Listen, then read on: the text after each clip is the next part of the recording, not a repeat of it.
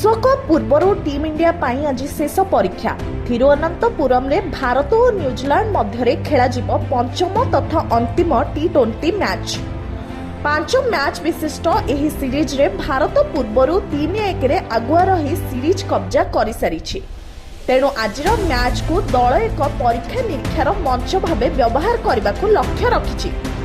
आगामी T20 विश्वकप प्रस्तुति स्वरूप दलर अतिरिक्त खेलाड़ी को आज सुजोग दिज्व। अन्यपटे न्यूजीलैंड यही शेष मैच जीति सम्मान रक्षा करने निजर मनोबल दृढ़ करने को चाहिए।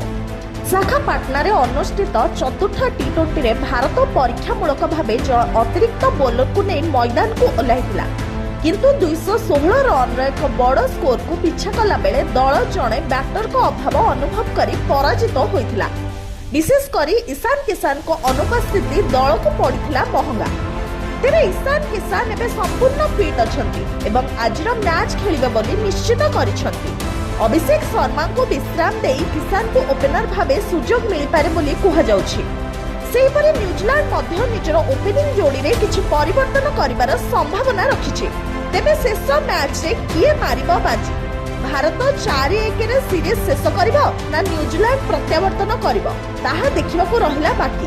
Bureau report, mobile news 24x7।